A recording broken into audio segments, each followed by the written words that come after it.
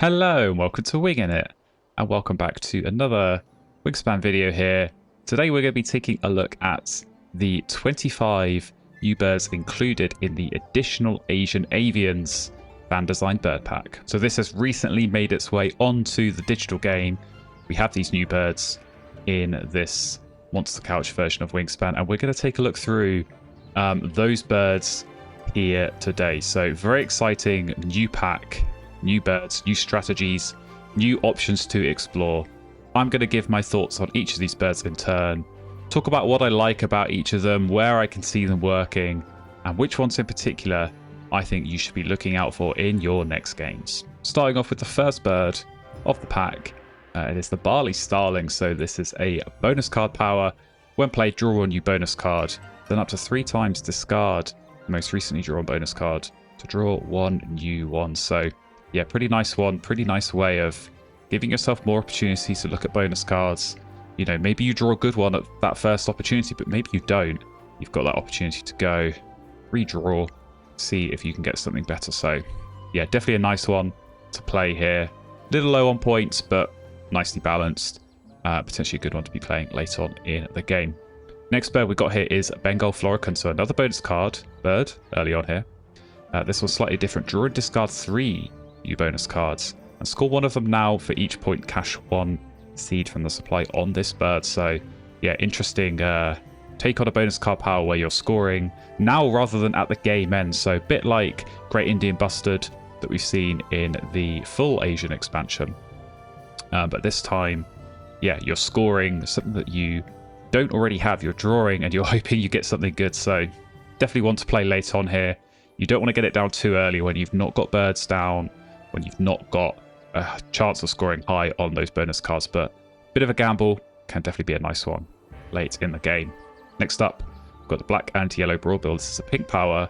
Once between turns, when another player caches a food for any reason, cash one from the supply on this bird. So a bit like the European Goldfinch that we know from the European expansion, except the caching analog. So a nice counter to some of those caching strategies that we see build throughout each expansion in Wingspan. It feels like in the base game no one was really caching that much, but you know, through each expansion, I think particularly with the Asian expansion and also some of these fan packs, some of the birds will come on to later even in this video, caching becomes a central part of Wingspan. And so being able to get nice counter to that for not too much food cost early in the game, this pink power could be very nice, particularly in those multiplayer games. Next bird we've got is the Blood Pheasant. So this one is our first brown power. From the supply, gain 1 food of a type not in the bird feeder. So yeah, definitely an interesting choice here. And it can go either forest or grassland, so potentially giving you some options. But I gotta say, I think this is best in the forest. Get that down there. And you're basically guaranteeing yourself to get nectar whenever you gain food, because either it's in the bird feeder and you've grabbed it yourself, or it's not in the bird feeder and you can get it with this Blood Pheasant. So it's a nice insurance policy there just to make sure that you're getting the food you want. And yeah, food always useful. Nice brown power to get in the forest. Speaking of nice brown powers in the forest, our next bird is a particularly good one. Brahmani Starling. This one, when activated, discard up to 3 food, and then for each, tuck 1 card from the deck behind this bird. And if you discard at least 1 food, you gain 1 from the bird feeder. So as with some of these other birds, we have an analog for this in a previous expansion. Mute Swan comes to mind for me. This bird is the food equivalent of that. So instead of tucking cards and drawing, you're discarding food, getting tucks, and then gaining from the bird feeder. So a really strong one, this in the forest. You get some infrastructure around this, you get some more food generation, you can be scoring huge points. So just a 1-point bird, 2 food cost, but I say get this down in the forest. You can score lots of points. Got to remember as well, if you're playing with nectar in your game, discarding nectar with this power counts as spending it. So you could pretty much guarantee yourself those 5 points in the forest nectar. Always worth having that in mind as well when playing the Brahmani Starling. Next bird we've got here is our first teal power of the pack. It is the Chinese Copper Pheasant. Pretty straightforward one here. In each filled column, lay 1 egg on any bird. So yeah, as with some of the other teal powers in previous expansions that are laying eggs, this one can be very nice if you get it down early and you get, in this case, those column filled. So we've seen similar powers where You're maybe laying eggs in a row with birds without eggs on them. You know, something like the lesser white-throat comes to mind. But this is the vertical equivalent. We're going to be laying eggs in columns. So if you can fill those columns, which is generally what you're trying to do in Wingspan anyway. You want to get birds down, especially for some of those bonus cards where you're trying to fill columns. You're going to get extra points there. So yeah, get this bird down in round 1.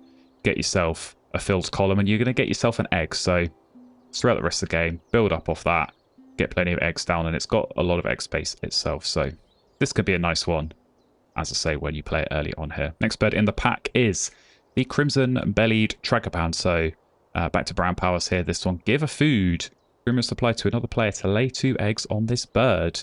So again, it's a food analog of a bird we've seen in a previous expansion.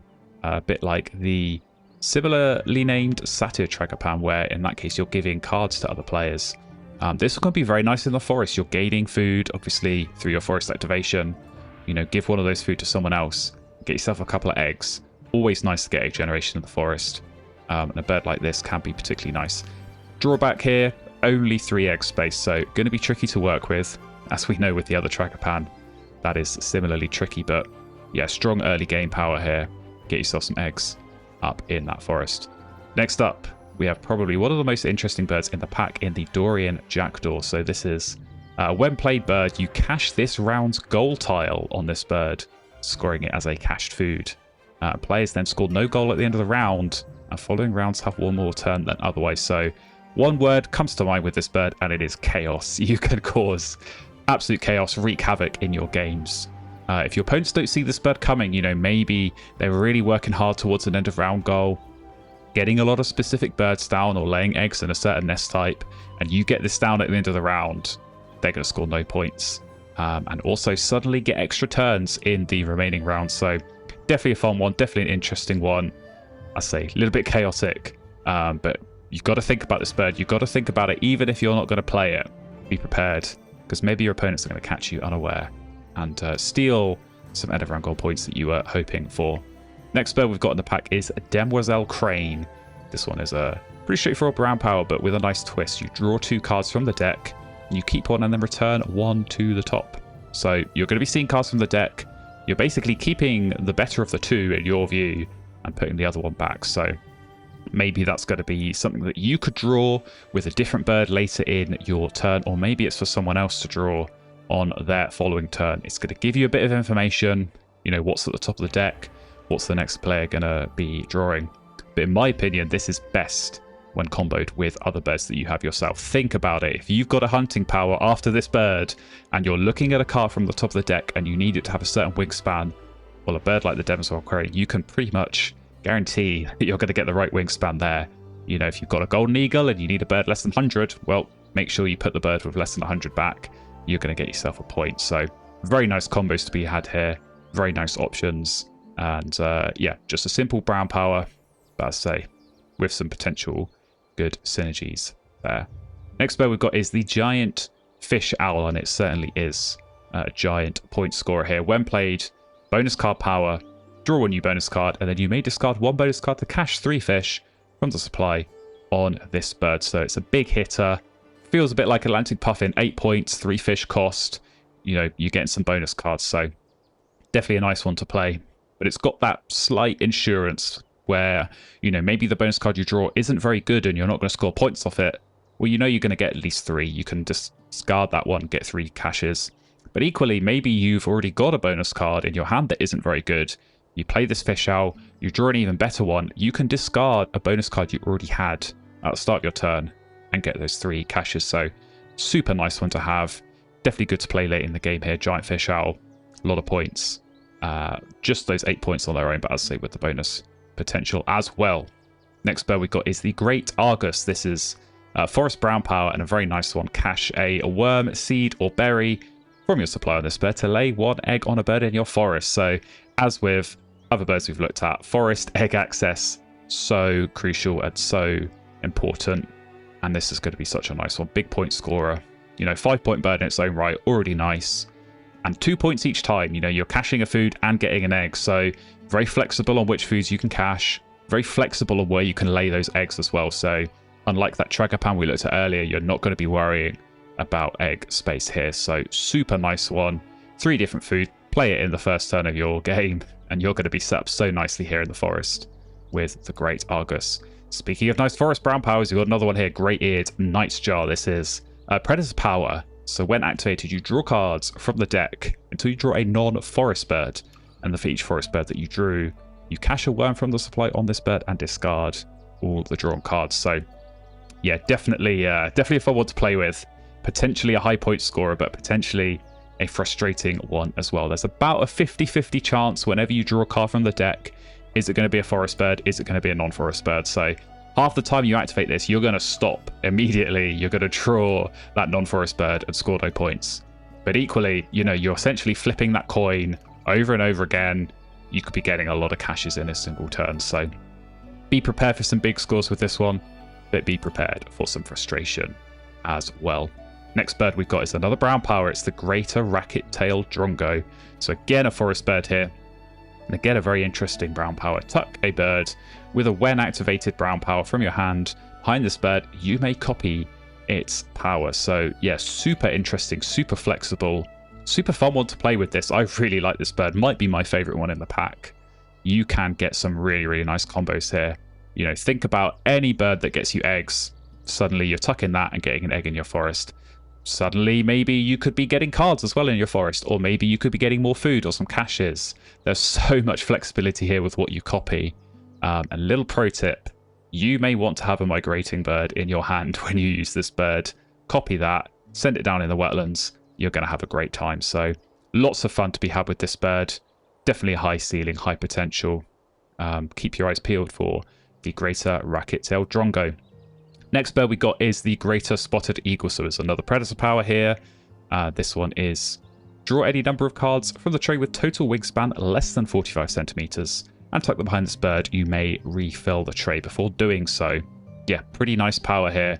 Kind of tough to activate sometimes. You know, there's not always birds with less than 45 centimeters in the tray. It makes me think a little bit of the Rufus Owl that we've seen in previous expansion, where in that case you're looking for a single bird with less than 75 centimeters.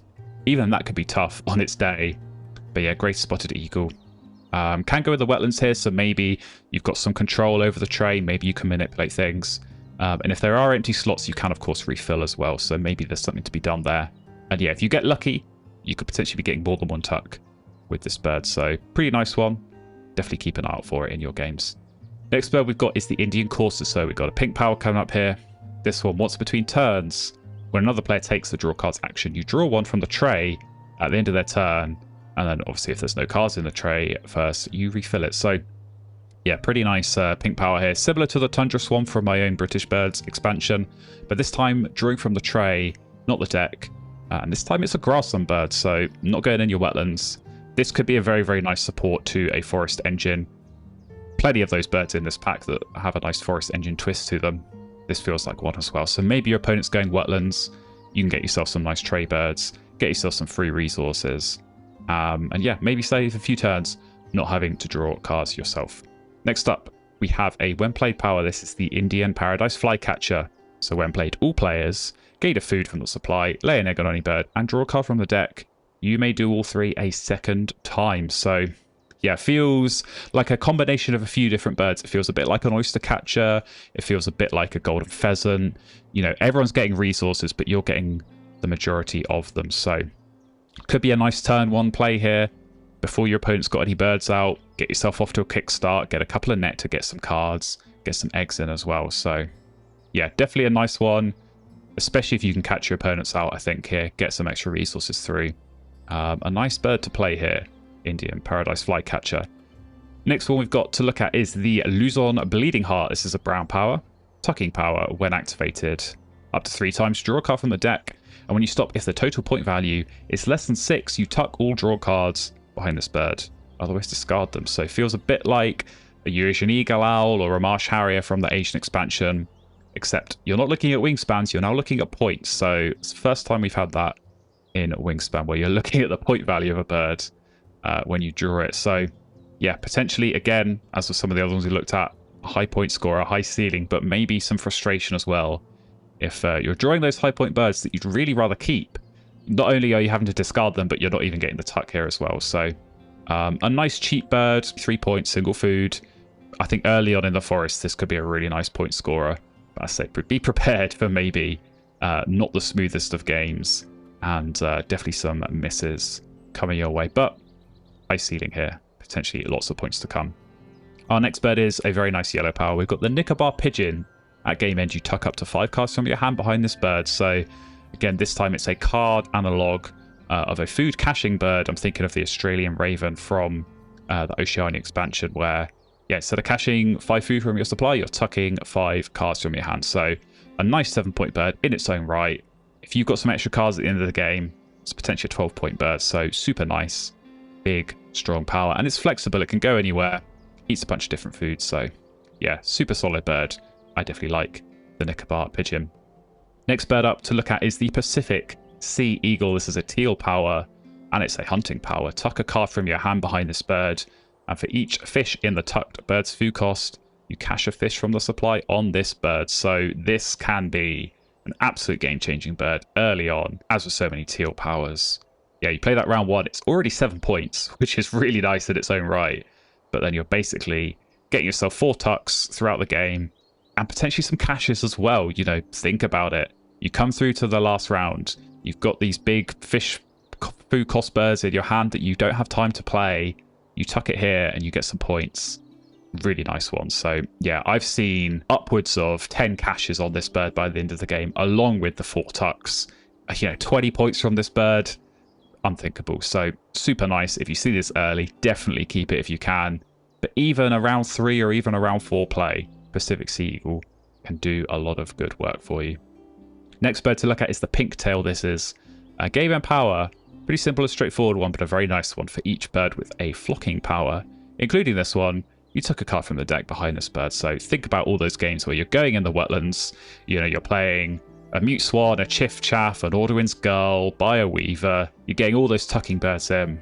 This is exactly the scenario where I see Pinktail working very, very nicely. Super cheap, single food. You play it, you can get a lot of tucks through at the end of the game. So obviously very, very situational.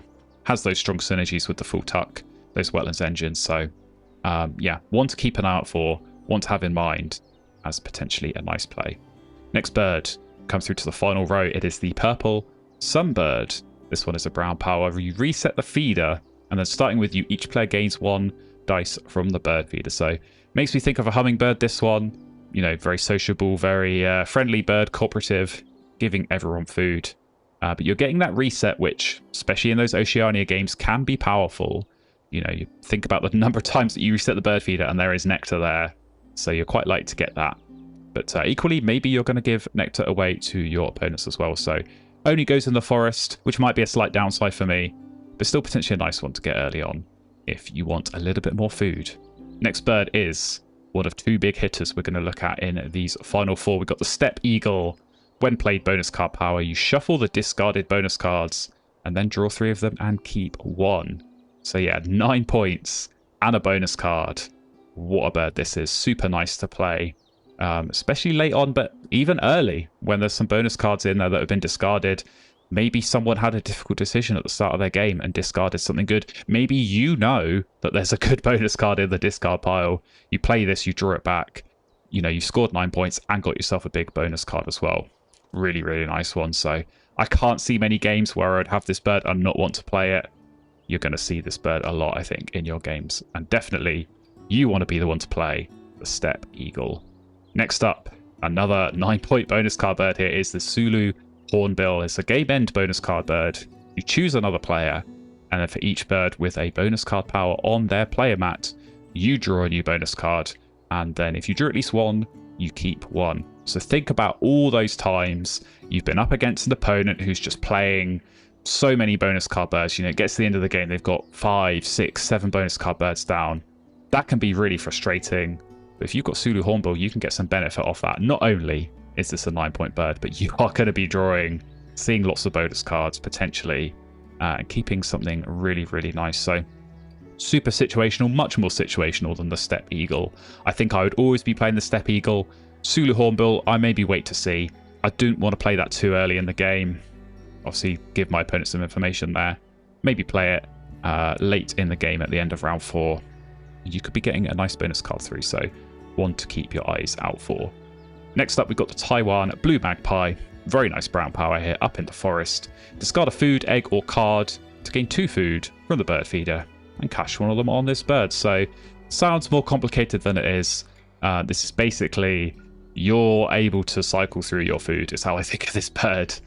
With the option of some flexibility, though, maybe you want to discard an egg, maybe you want to discard a card. I think most of the time here I'm going to be discarding food. Again, as with the Brahminy Starling that we looked at earlier, discarding nectar here would count as spent nectar, so potentially some way of getting extra points through this bird. Otherwise, yeah, you're discarding 1, you're drawing 2 food and cashing 1 of them, so you're not really gaining food unless you are discarding the egg or the card, but you're just cycling through the feeder, you're helping yourself maybe get more nectar, and you're getting a cash along the way. So pretty nice one. Definitely going to be seeing this in some forest engines. And last but by no means least, in the additional Asian Avians pack, we have the Whiskered Tree Swift. So this one is another brown power. You cash a worm from your supply on this bird to draw a card from the deck. Now this can be a very, very nice one. Up in the forest, cheap bird, single worm food cost. You play this turn 1 and you're away in that forest. You're getting caches, you're getting cards, which we don't see too much of that in this game anymore. You know, we've got the wood duck from the base game, but not really too much that's been added since then that gets you card access in the forest. So Whiskered Tree Swift, super powerful, super nice. Definitely give this one a go. Drawback, of course, is that it's from the deck, but if you get a tucking bird alongside it, you know, maybe it just helps get your wetland set up.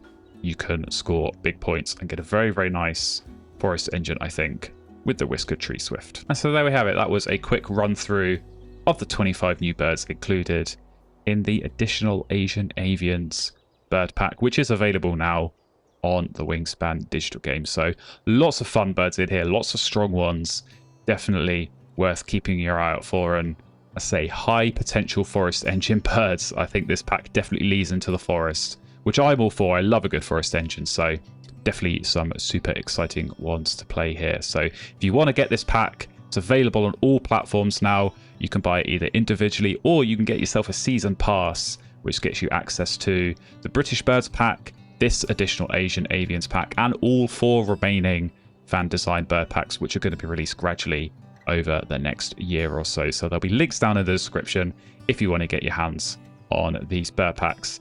I highly recommend them. There's a lot of fun that powers in here. So yeah, thank you so much for watching. Appreciate it as always. And yeah, if you're new here and want to see more Wingspan content, definitely stick around, hit subscribe, stay tuned. Lots more videos incoming. And yeah, I hope to see you in one of those very, very soon.